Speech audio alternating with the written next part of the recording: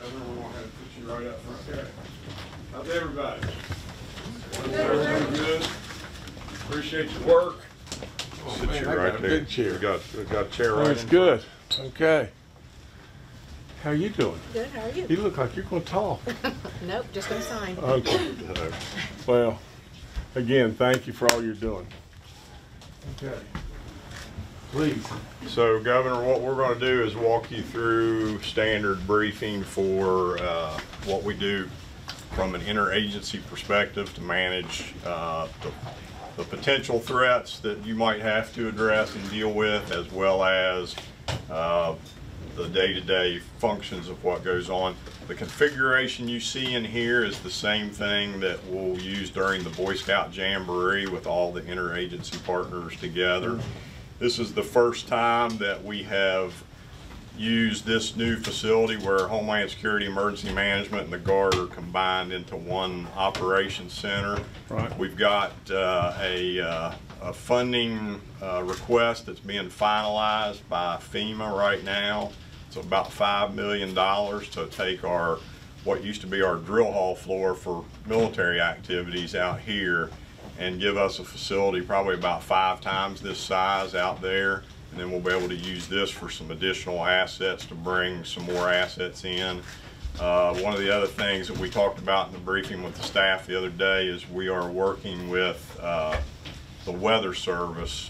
They're out on Corridor G right now, and they've got an adverse action going on between GSA and their landlord, and we're hoping to try to bring the Weather Service in here with us permanently, which would really make some good effect. So you'll see a lot of young faces in here. Part of what we're trying to do between Homeland Security, Emergency Management, and the Guard is start to generate some more young folks in here, so when us old folks get out of the way, there's people to come in behind us and make stuff happen. And I'll kind of walk you through as they talk just some additional talking points, and we'll get started.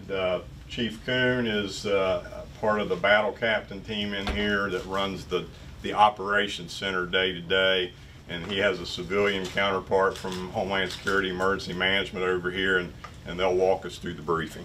Very good. Good morning, Governor Justice, staff, Major General Hoyer. We'll go ahead and get started with our Hurricane Florence Joint Interagency Task Force update brief. Before we start with a briefing slide template, we'll get started with prayer from Chaplain Allen.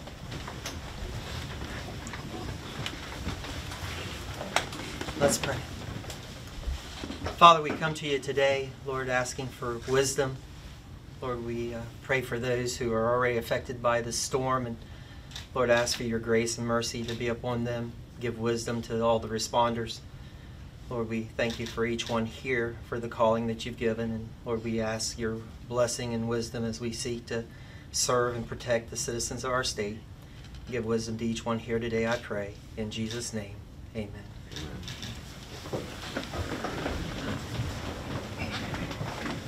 Sir, we'll begin by what the National Guard has done in coordination with the state emergency management partners. We published an operations order from Major General Hoyer establishing a joint task force for the state of West Virginia. Yesterday we published a fragmentation order to continue building our forces in support of needed assistance to the state of West Virginia. So in Governor, in military terms, op-ord is operations order, fragmentary order, so that's an update to the operations order. So each time we change the operations order based on either guidance that you give us or changes in the weather, we'll update that original order with those frag words. All right. Our operational rhythm is in sync with our interagency partners. What you'll see is staff synchronization meetings and coordination calls with the National Weather Service on here and our interagency partners. Also, we have Senator Capito coming in at 2 o'clock today, 1400, and preparing a similar brief for her, and continuing on with operations and intelligence briefings and synchronizations with us and state interagency partners. Sir, from a state strategic level, this is your task organization as we see it. from you. We have our director from Department of Homeland Security, Major General Hoyer, the Adjutant General of West Virginia, and showing for the first time in a crisis management is a combined West Virginia State Emergency Operations Center. All right. So just some ideas on what we believe our critical information requirements would be in support of the state of West Virginia. Just some examples: life, limb, eyesight for initial response recovery, moving into the flooding areas, and then those critical infrastructure arteries and lines of effort that we would need to get back up and running to support the citizens of West Virginia. So we'll have key contacts with each of those areas of key infrastructure to address any issues that they might have, and then be able to provide whatever state assets that are needed based on what you direct us to do related to those items. Sir, next up will be Jeff Hovis from the National Weather Service to give us an update on the weather. Morning, sir. The hurricane basically came ashore this morning near Wilmington, North Carolina. It's still along the coast. It's 80 miles an hour right now. The current track is for it to track well to our south through early Sunday before turning north and then coming across the Ohio Valley Monday and Monday night. The heaviest rainfall right now we're expecting in the eastern mountains starting as early as Sunday. Next slide. Here's the rainfall amounts that we're forecasting right now. Generally 2 to 4 inches across the state. Higher amounts in the mountains, southern mountains especially. Again, locally higher amounts could occur, and the timing and the placement of the heaviest rain is completely dependent on the track of the storm. Sure, sure. Here's some of the hazards that we've pulled out. Flooding. There is a significant flooding impacts are possible, greatest across the eastern West Virginia and the mountains. Again, it could start as early as Sunday, but generally Monday into Tuesday. There's an elevated threat of tornadoes with any tropical system that comes across the area. And again, that'll depend completely on the track of the system, possibly as early as Sunday. And wind gusts, 40 miles an hour possible in the mountains, which could bring down some trees as wet as we've been in the mountains, most likely across the higher terrain of the southern mountains and as early as Sunday. Hey Jeff, with the volatility that you've seen so far, how much further inland do you think it needs to get before you guys have a greater level of certainty as to what we're going to experience as far as the track? It's still in an area of really weak flow. The flow's not supposed to pick up until tomorrow sometime, so that's when the storm should actually start turning. Okay, so we'll have some better decision points tomorrow. Yes, we should. For the governor as far as that. Yes. Okay. All right. Any questions, sir? No, of course, I've watched what this storm's been doing for a good while, and I watch it with earnest from the standpoint of West Virginia, but I also watch it with earnest from the standpoint of these other states, because we've got thousands and thousands of acres of crops right where it just came into on land, but not only that, you've got lots and lots of people in harm's way and lots of concerns. But you guys are doing a fabulous job. I mean, I that's all there is to it. But you got to keep at it, because at the end of the day, if this thing turns and comes to the southern mountains of West Virginia, and you get 2 to 4 inches of rain, you'll have big time flooding. Yes, sir. And I surely know what the big time flooding's like, because going through the flood of 2016 and on was tragic, and made its imprint on me forevermore.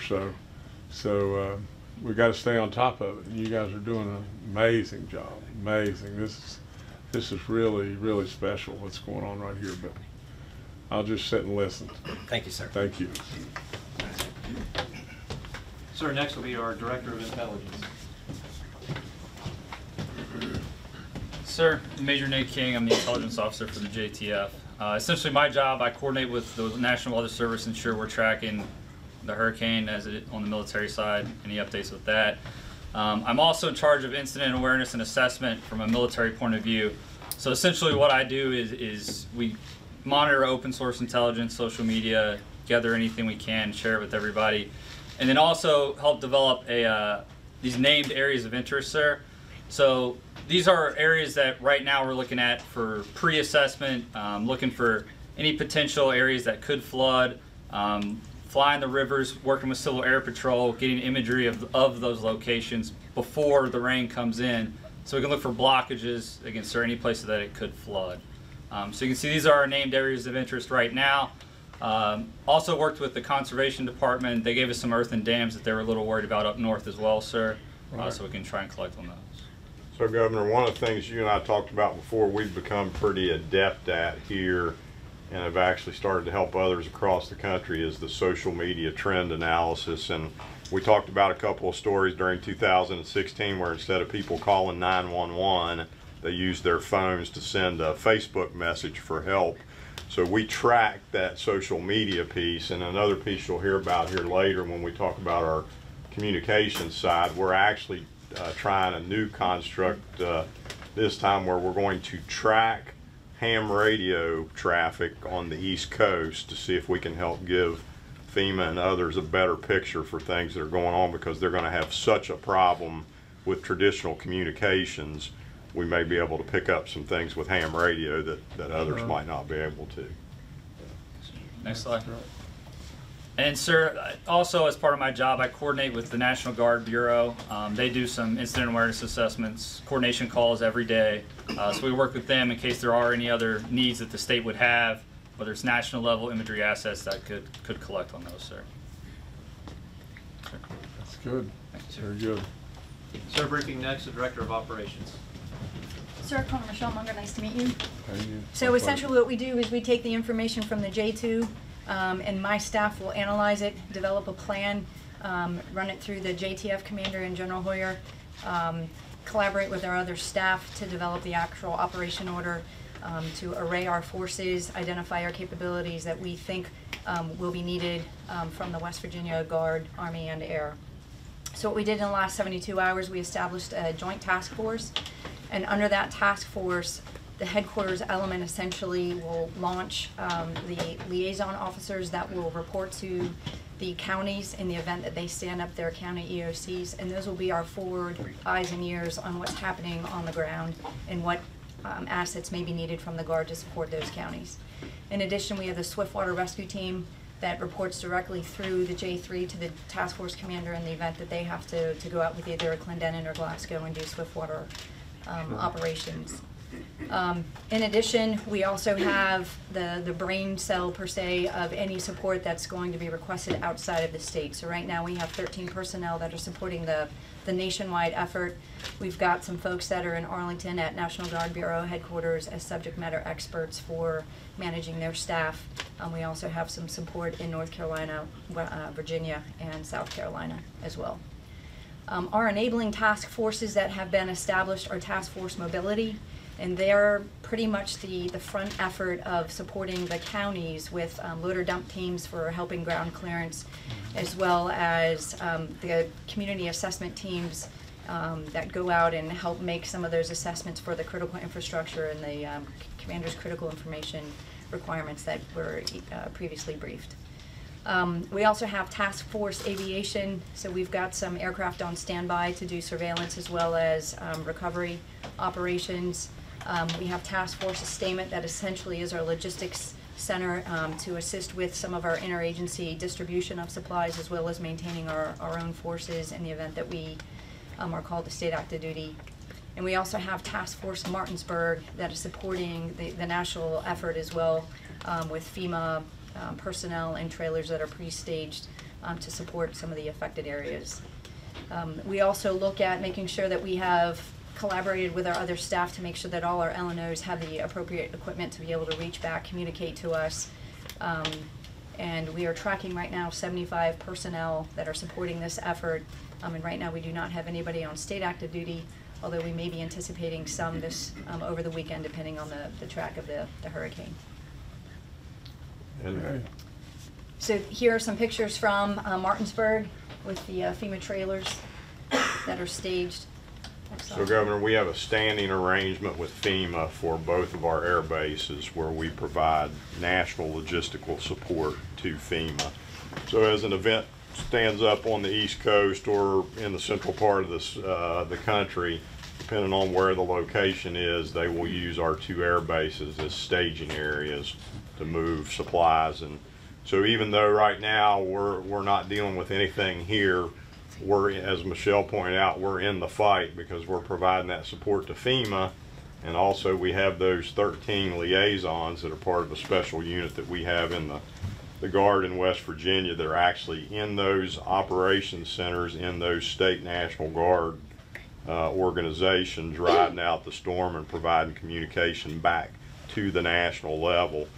And there's a handful of those folks that were part of the events last year, and they actually rode out the Category 5 storm in the Virgin Islands and in Puerto Rico in operations centers there.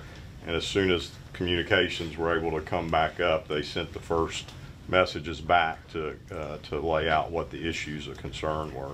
So you got some pretty amazing people in the state of West Virginia that are supporting the national mission. Next slide. Just some more pictures from FEMA assets, high water vehicles. Next slide. So here's a pictorial representation of our loader dump teams, and we have a heavy and a light.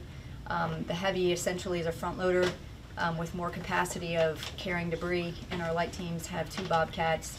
And the light teams are a little bit more flexible in terms of getting into smaller, more narrow roads. Sure. And then our community assistance teams are 2 high mobility vehicles with personnel that can augment the counties to do assessments. Sure. And Governor, you remember when we were in McMecken last year, you and I met a young lady who was driving one of those Bobcats, a skid steer, who is an engineer NCO in the National Guard, and she's an emergency room nurse at Ruby Memorial Hospital in her civilian job. So, unbelievable. That's sort of something.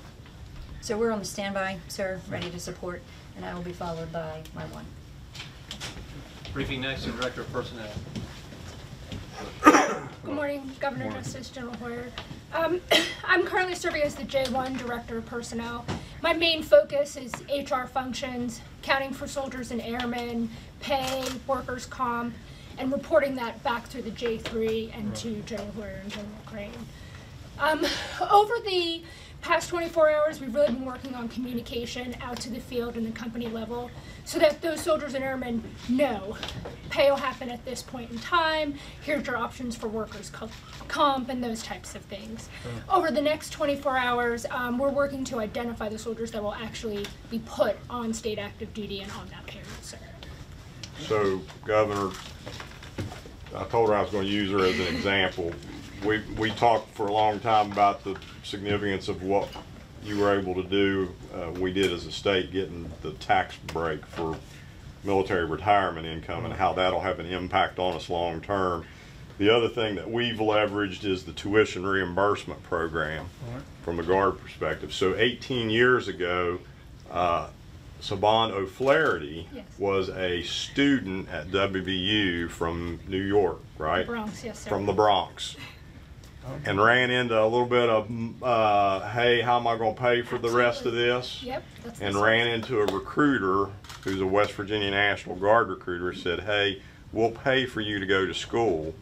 So 18 years ago, that encounter occurred, and now Chief Cleek has got a family and a husband who's also in the Guard and lives here in West Virginia. So I think what we're going to see from the impact of that tax break is going to be the same thing we saw from this example here. So Very, very good. yeah. Very good. I've got a question for you. Yes, sir. Did you see the recruiter first or your husband? The recruiter. Okay. Okay. Sir, next briefing is the Director of Logistics.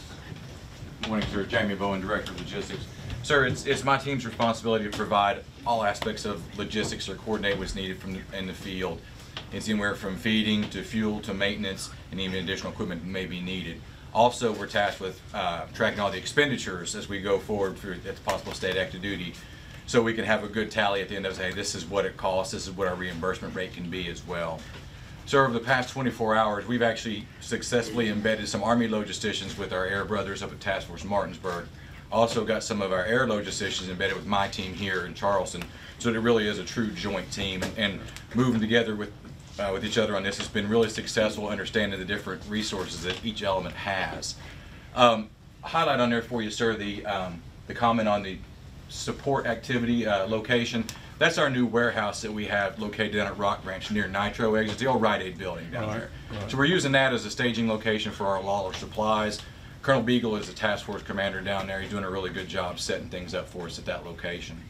So as we move forward, one of the big things for us is, like I said, to continue to do the tracking of overall costs for this. Slide, please. Sir, today the estimated budget just for today is $500. We don't think we're going to spend too much money. We've got to spend a little bit of money helping Colonel Beagle get set up at his location. To date, we spent $1,875. That's to enhance some communication packages. And the last column there, if we do stand up 50 personnel per day, you're looking at about $18,000 to $19,000 as a rough estimate per day for those costs, sir. Right. Any questions of me, sir? No, I can't imagine that in one day, today, you're going to only spend $500. I mean, you know. So we didn't spend any money yesterday. Governor, we're leveraging our federal assets right now. We spend $0. There's no agency in government that spends $500 in a day. I mean, they spend $500 in 18 seconds. But you guys are doing a marvelous job. Thank Good you. job. Thank you, sir. Sir, briefing next, the Director of Communications. Good morning, Governor. Good morning. My name is Lieutenant Colonel Jody Ogle. I'm the Director of Communications, which is like the Chief Technical Officer for the Joint Task Force. Right. My responsibility is to provide redundant communications capabilities to the soldiers and airmen to support this initiative. Right. And the other thing in which I do is that I make sure that those communications capabilities are also interoperable with our interagency partners, so that this agency has a common operating picture of what's going on in the space where we're operating. In the past couple of days, Governor, what I have done is I have issued communications equipment to the soldiers and airmen that are in the field and postured them so that in anticipation of this storm we would have positive communications with those airmen and soldiers that are out in harm's way. The General mentioned a few capabilities that we're working on, sir. One is the utilization of ham radio. What we did yesterday was we met with the local ham experts. There's been a pre-established organization network of ham operators in existence. So force multipliers to us, we're utilizing their expertise and capability, as well as some radios we have in the back of the room, to gather information that might be relevant in the named areas of influence and interest in West Virginia, as well as those down the East Coast, so that we could better anticipate the support that we need to provide. Another thing we're doing, Governor, is using high-frequency radio to reach out to those coastal areas, as well as the National Capital Region and within our own state. And we do that, sir, because high-frequency radio is an old, tried-and-true technology, and if everything else fails, we are making sure that we maintain a technological lifeline for those that might be in it. So in addition, Governor, we maintain 3 kits for communications in post-disaster recovery for the broader national mission. So those systems are all prepared with staff available, and should they be asked to be put in place in one of the states that's affected, whether we do it by ground or by air, we'll move those individuals in, and they actually have the capability to go into a county that's been impacted and set up a 911 center for that county. So pretty amazing stuff, and some great capability. In West Virginia, even though we're a small National Guard, we maintain the largest number of those kits because of the capability that our folks have been able to show over the last several years. That's impressive. Very impressive. Thank you. Sir, briefing next, Our Public Affairs Officer. Okay. Morning, Governor. Good morning. Captain Holly Nelson. I am the State Public Affairs Officer for the West Virginia National Guard. And basically in my role for the JTF is to serve as the internal and external communications expert.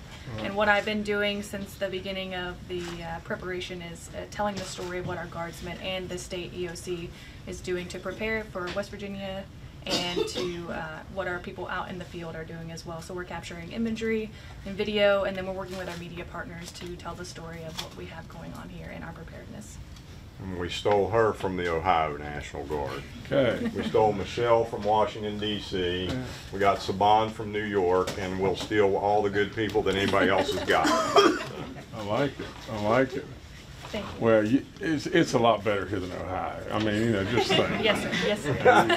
There you go. Thank you. Okay. Sir, this is where we'll transition to our interagency partners. My counterpart is Ms. Cam Michelle Spencer. Good morning, Governor. Morning. General Hoyer. I'm Cam Spencer, Operations Officer with the West Virginia Division of Homeland Security Emergency Management.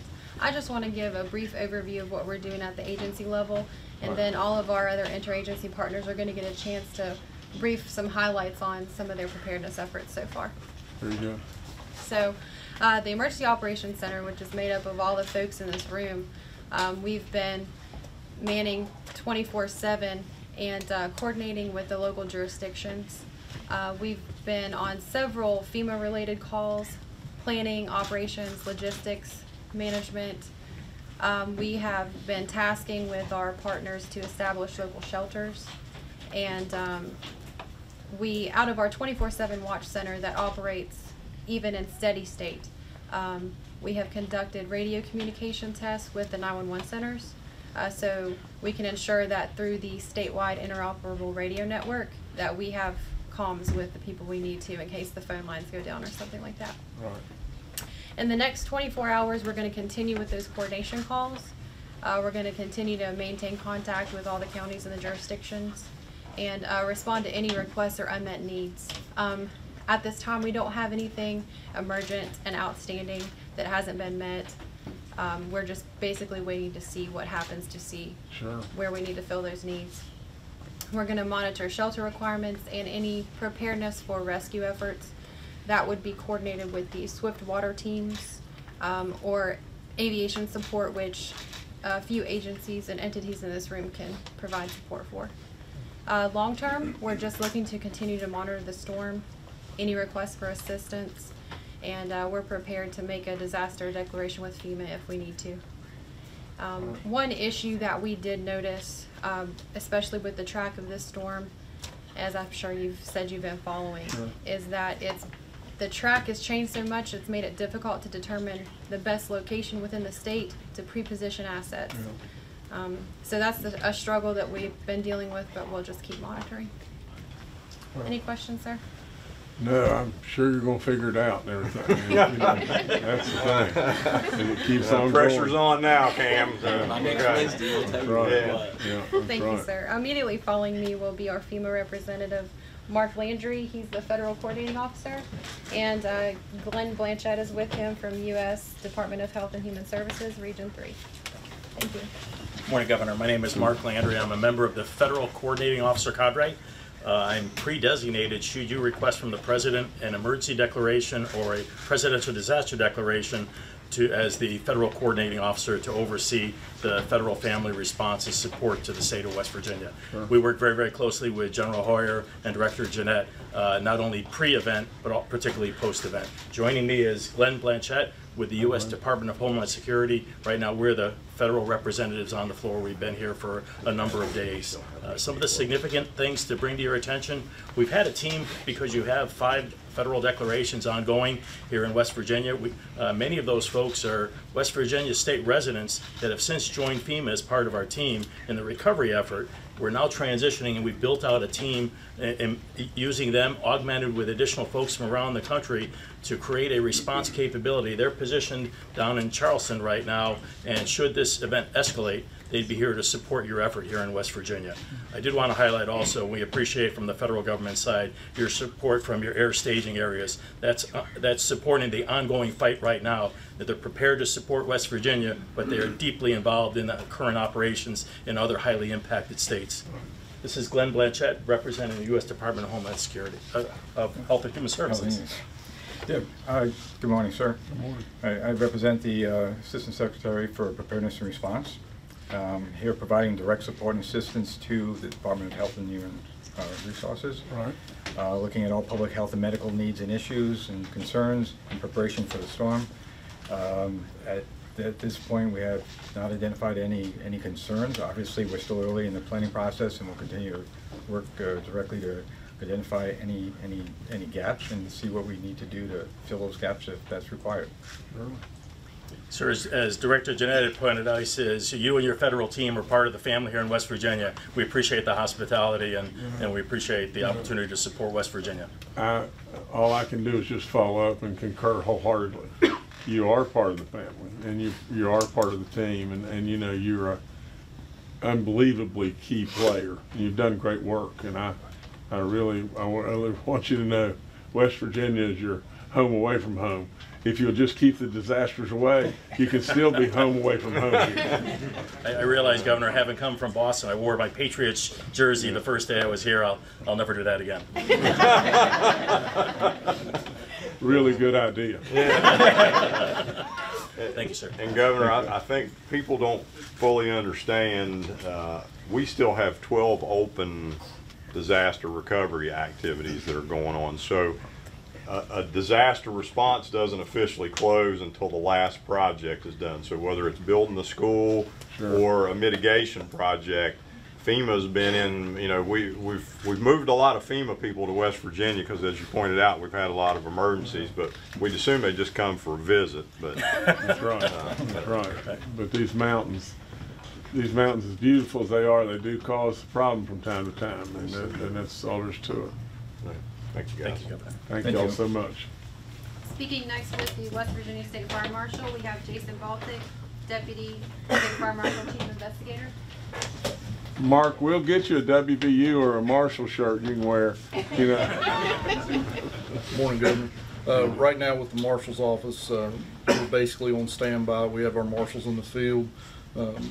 If any rescues or anything coordinating with the fire departments and Homeland Security would be needed, we have people out that are ready to go.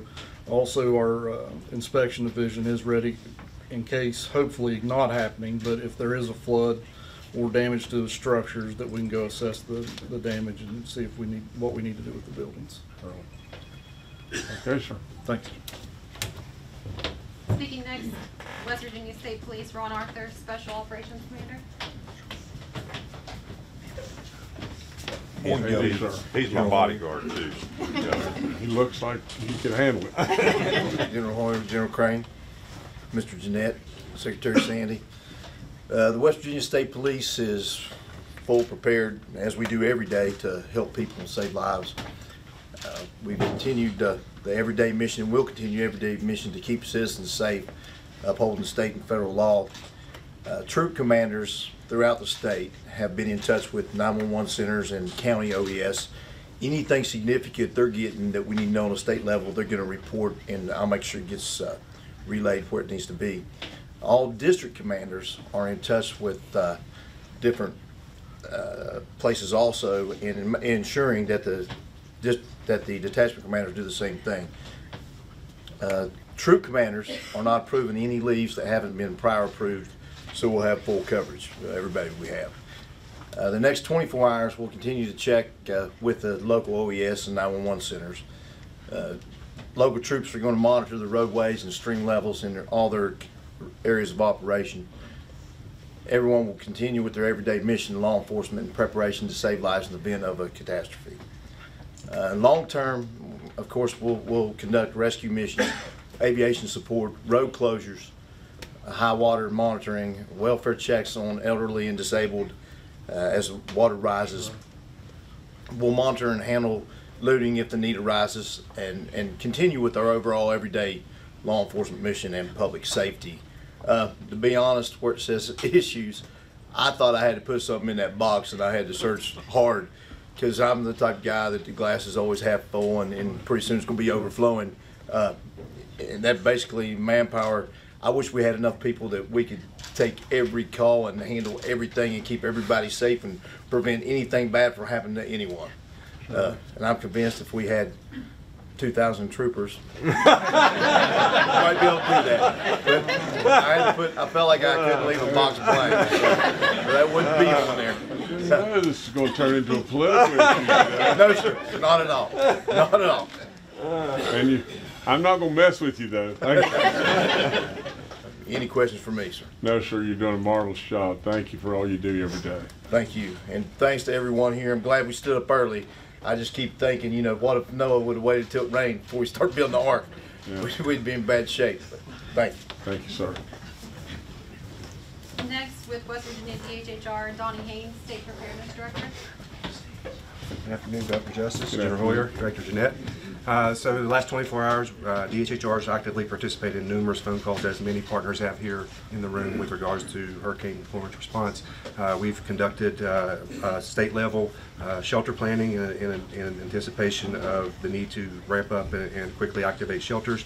You'll hear more about that here a little later with our partners.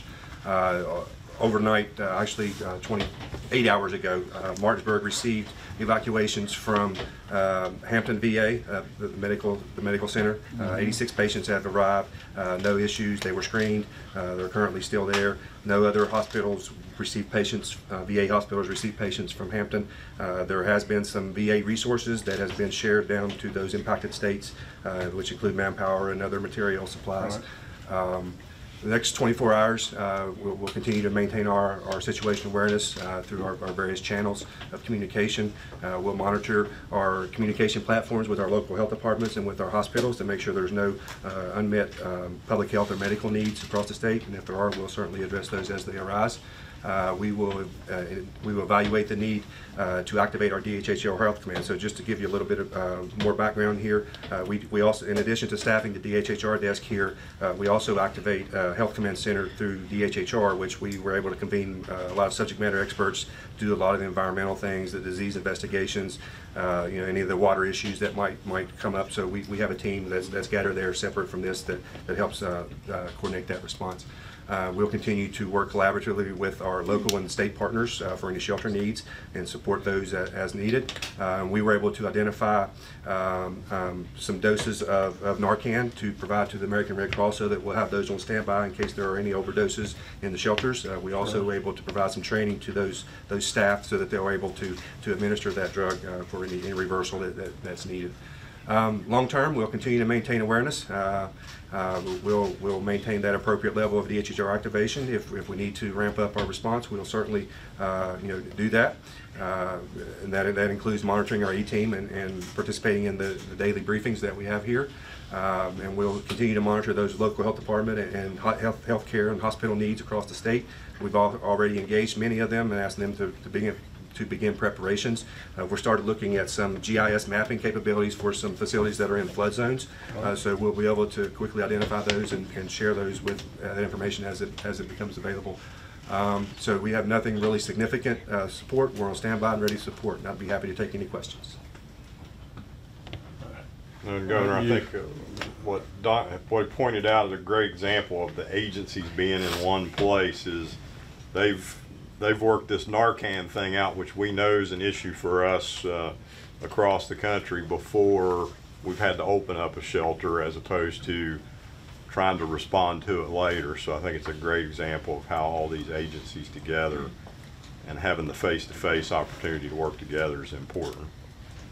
I mean, just to follow up on that, the initial disaster of 9/11, we discovered, I think, as a nation, that agencies were fragmented, and there was times when, if they had been together and worked better together, that maybe there could have been a lot of different things happen that would have maybe come up with at least some level of different results, maybe from a significant positive side. I mean, that's what I see here. I see over and over and over redundancy about the fact that all of you are working for the common good and working together. And that's really impressive. It really is. And bringing all this together that we've really never done before, have we not? No, sir, not to this level, no, sir. You know, but making this move to bring everything together, I wish so much all the political leaders, all the people of this great state could just see that, you know, just see the results of what is happening right here, right now. I mean, this is the beginning. This is the way beyond baby steps. This is the beginning of something that is absolutely revolutionary. I mean, it is truly just that. And that's and I mean that from the bottom of my heart. All of you know it. I wish so much that everybody in the state could see it, all the politicians in the state could see it. This is the real thing. And this absolutely will lead us to saving lives and helping people beyond belief, that a lot of times this would have taken a lot of extra time.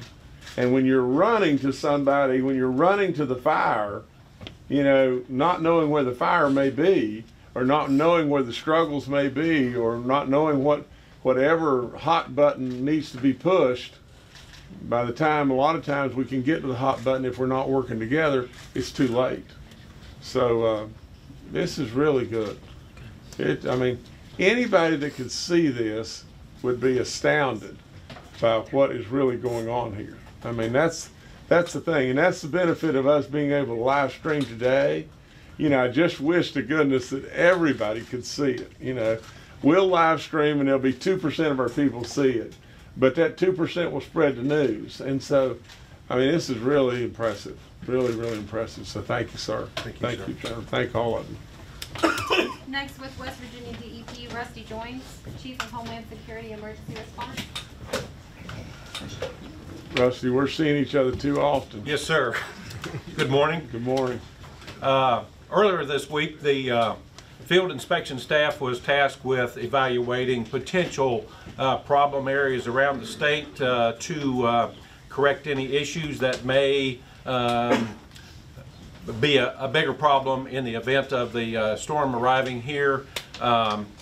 The agency is identifying debris management areas and coordinating those sites with the Division of Culture and History, which is part of the requirements for FEMA.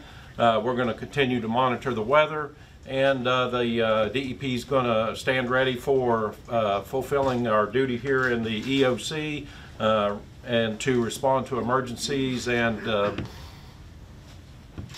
so on. As far as this time, sir, we don't have any issues. Any questions? No, I just commend you on what you're doing. I'm with you. I was with you in the fire in Parkersburg and saw the DEP step up like crazy.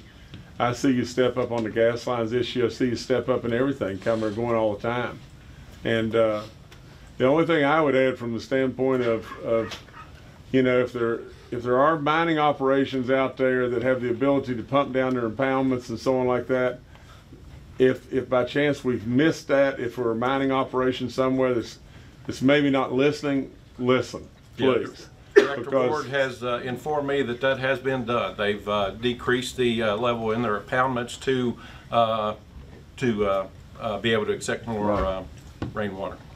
Well, we surely need to do that. So yes, thank sir. you, sir. Yes, sir. Thank you. With the West Virginia Department of Agriculture, Roy McAllister, Preparedness Officer. Good morning, Governor. Good morning. West Virginia Department of Agriculture has been active with the State Emergency Operations Center. We also, in the last 24 hours, have worked with the State Fair of West Virginia facility. They've opened up that facility for equine people. The Department of Agriculture has also waived the equine and Colgan certificates of inspection, some of those things that are people bringing through animals, so that way there's no regulatory issues that they have to deal with. We don't want to make any more cumbersome than possible. We participated in multiple conference calls involving the Department of Agriculture and other organizations throughout the East Coast, as well as throughout the United States, sir. We've done that for the last 24 hours. We'll provide assistance as needed. We have a presence here, and we participate, like I say, in conference calls with other organizations. We've worked with the Mass Care Group We've talked about making Cedar Lakes Conference Center near Ripley, West Virginia, a place for possible sheltering, as well as our donated foods programs that can be made available for food if need be. We also have an assortment of vehicles and staff if we need to transport things as we've done in the past. We work with the United States Department of Agriculture, Farm Service agents. This morning was on a conference call with them. They had their West Virginia Group State Emergency Board meeting. So I also provide input to them, and they provide input to us on various programs they have. In addition to that, we stay in contact with the poultry industry and the agriculture community to assist them with any unmet needs. At this point in time, we're not aware of any issues other than just monitoring and continue to provide assistance and support as we can to the agriculture community as well as poultry and those other areas that we've mentioned this morning, sir. Yes, sir. Any questions, sir? No, I just make one statement. I mean, a lot of times it goes unnoticed that, you would proactively be ready for situations, whether it be for our horses or whatever it may be, like with the state fair, and be ready, if in floods way and everything, we're able to react. Whether it be in any service from the ag side, like you said, or poultry or whatever it may be, a lot of times just things like the things you're speaking of, they just go unnoticed. That's all there is to it. But we do have people in the background that are taking care of it and standing ready and prepared, and that's good. Yes, sir. It's really good. Do anything we can to assist the agriculture community as well as the center here, sir. No, thank you so much. Thank you, sir. With West Virginia DOH, James Lambert, Transportation Management Center. Good morning, Governor. How you doing, General sir? Director Jeanette. At this time, the senior DOH leadership's met by conference call with all 10 of our DOH districts to review procedures and remind staff from pre-planning that will make our response times more efficient. We've contacted the federal highways to brief them on the potential need for assistance. We've also waived hauling restrictions for transportation of relief supplies on our roadways. We've also modified our construction zones to allow for more free-flowing traffic inbound and outbound to the state. We've discussed via conference call with the courtesy patrol to be aware of stranded motorists who may be evacuees or people out of state that may have run out of gas. We're also advising motorists of the discounted lodging availability at the state parks via our dynamic message signs, the large signs on the interstate, and through our 511 floodgate messaging system. We're directing people to call 511 so they can get that information.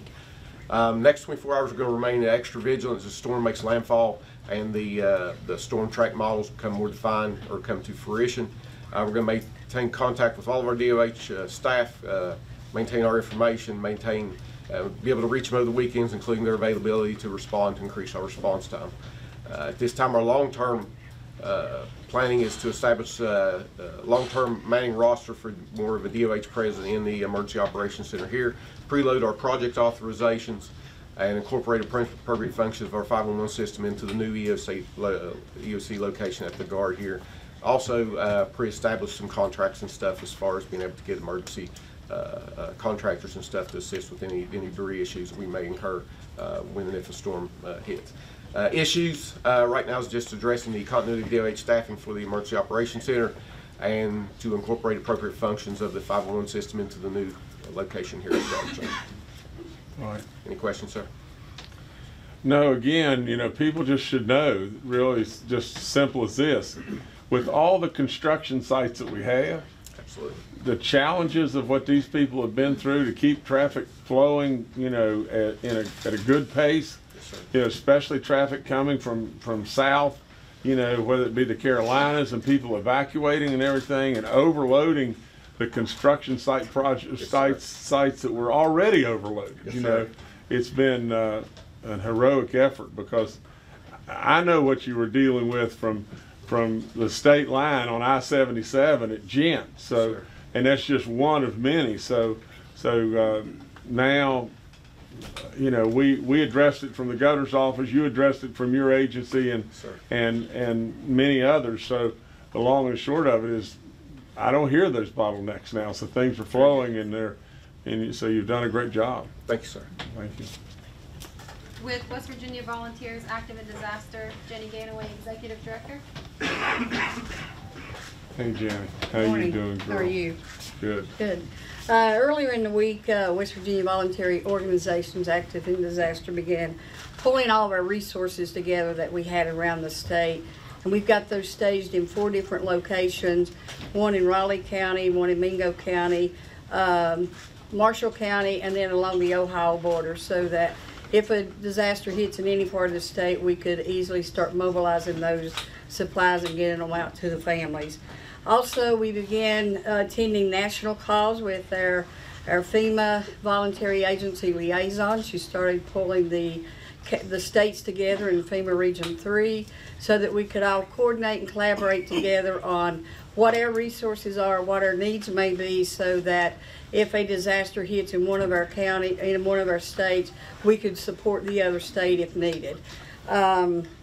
We also this week got one of the things we learned in 2016 was spontaneous volunteers. So we've been working with our national VOAD and our state VOAD members to be able to take the spontaneous volunteers, team them up with skilled volunteers so that when they go out to work, they have somebody to kind of help them and guide them in what should be done and what shouldn't be done. One of the things that we knew would probably hurt us with volunteers was along the coast getting hit. We knew that the states such as Kentucky, Ohio, West Virginia, Southeast Virginia may not get the volunteers that the coast would be getting. So we started having phone calls earlier in the week with their states to come up with different ways that we can make sure that if we had a flood in West Virginia next week, all the volunteers are not on the coast, but we have them already waiting on us to come here to our state so that we're not left out with volunteers. Teams, we've got 7 teams already on standby that are ready to go out and start helping families clean up, muck out their house if a flood does occur. So, because we know that earlier we get out there, the quicker, or the quicker we clean up, the better it's going to be in the long run. We've been coordinating with our state members. We've had our calls daily at 6 o'clock, and we've had Director Jeanette, our FEMA VAL, National VOAD, and other member agencies talking about what's going to be needed, how we can prepare, and how we're ready to go. So, that's any questions? The only question I've really got for you, because I love this lady to death, and I've been with her so much, it's unbelievable. Did you wear this outfit to the Tennessee-West Virginia game? No. Good move. I wore this outfit to the, I had this on when Virginia Tech was playing Florida State. Okay, good deal. It's beautiful, beautiful. All right. She's a superstar. Thank you, sir. Jen. With American Red Cross, Erica Manning, Regional Chief Executive. Hello. Officially, good afternoon, okay, Governor. That's right. And the Red Cross in West Virginia is in coordination with the state and local emergency managers, Health Command, VOAD, and our community partners to make sure that any sheltering, mass care, in addition to feeding and distribution of bulk supplies, is prepared for after the storm hits. We opened a disaster relief operation number a week ago and have been bringing in assets since that time from a 5-state area, Michigan, Kentucky, Indiana, Ohio, and of course from right here in West Virginia. We have 8 emergency response vehicles on the ground right now, positioned strategically, as well as 23 shelter trailers around the state pre-positioned. We also have 40 people on the job currently, and as I mentioned, we're set up to request more as part of a national organization. Of course, we are also watching the impacts across the country and down the East Coast right now, and we will be prioritizing here in West Virginia. If we are spared the effects of the storm here, our folks will then be ready to deploy to assist in the most impacted areas throughout the country. Very good.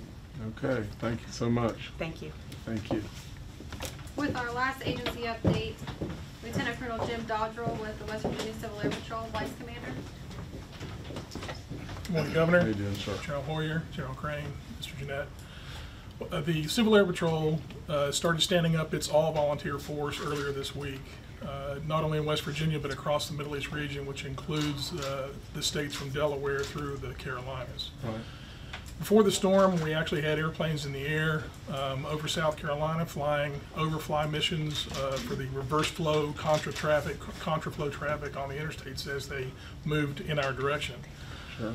Inside the state, Governor, operationally, we've been given areas of interest, areas of concern to fly inside the state, and we actually launched one airplane yesterday that was able to fly the length of the Greenbrier River from Durban to Hinton, and we provided to the National Guard, to our National Guard partners, the over 700 megabytes of high-resolution geotagged images, which they can use in their planning for.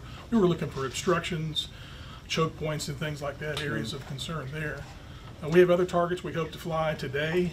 Unfortunately, the weather, Florence keeps sending more of her bands already over the eastern mountains and up around Martinsburg. So, but we do have aircraft standing by with air crews ready to go and hopefully get those targets flown today if at all possible. Going forward, we're planning for search and rescue missions as needed and disaster response missions not only in the state but to back up North Carolina and South Carolina as needed with our aircraft if needed.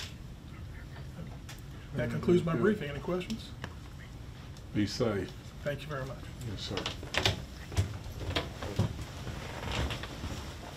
Sir, I serve as the Joint Task Force Commander, and what that means is all Air Force and Army Guardsmen who come in to support this operation, I assume command of them for that event.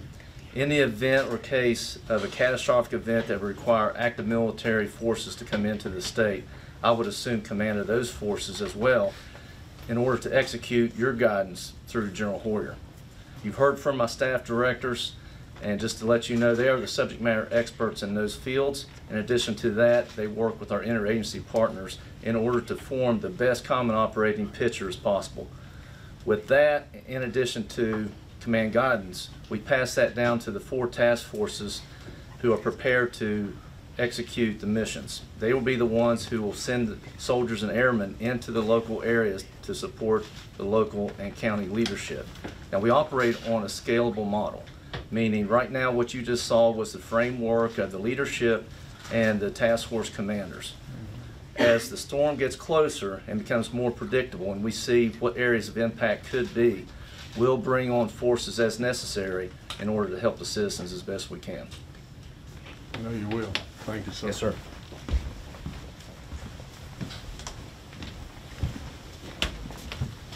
Good morning or afternoon, Governor. Thank you for taking the time to come up here thank you. And look at this organization that's been put together to help respond, to help the people of the state. We'd appreciate any comments you may have on how we can make it better. I think you can see that all your state agencies as well as the National Guard have been working diligently since last week when Hurricane Gordon came up the western side of the state to be prepared to respond to anything that happens. We're participating daily with the FEMA administrator on calls to deal with the national response. Fortunately, or hopefully, this will miss us and we'll be able to help provide some support to the other states. But as we continue to prepare, we wanted to stand up early enough that we had the opportunity to find out any issues we had and be prepared to look at all possible scenarios as we move into this event. Very good. So, Governor, this concludes the briefing. Again, we're improving the foxhole every day, try to make it better, and we're going to try to achieve 2 things for you. One is to continue to make us better at responding. Number 2 is to give you an example of what you want to put out across the state is if we come together and work together effectively, we can fight way above our weight class and do some really good things and show how state government synchronized and communicating can really get some things done. So we'll keep providing that example for you to use across the state, and hopefully what this will be from a coaching standpoint, this will be a full speed practice and we won't have to go into the game, but if we do, we'll be ready to go. So with that, Governor, I'll turn it over for your guidance and comments. Oh. Well, first of all, it seems like thanks isn't quite enough, or appreciation can't be expressed enough.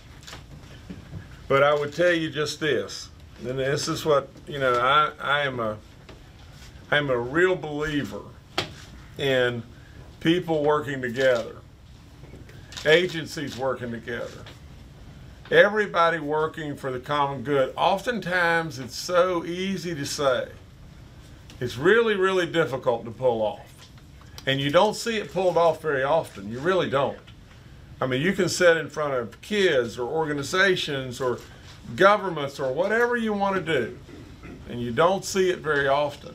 You really don't. And I would say to all of you, you've got an incredible start. And we're doing something here that's probably really, really unique. And you've got an incredible start.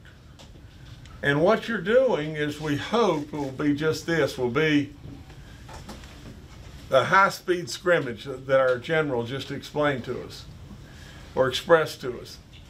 But let me tell you what will win today, and that'll do just this. If you all continue to check your egos at the door, to know really and truly you're working for a common good, and the effort of everybody coming together will absolutely produce goodness beyond belief. You know, I believe that with all my soul. You see, from day one, no matter where I'm at, no matter where my businesses are, you know, really and truly, we run it as a team. We absolutely have always done everything as a team. I'm not good enough.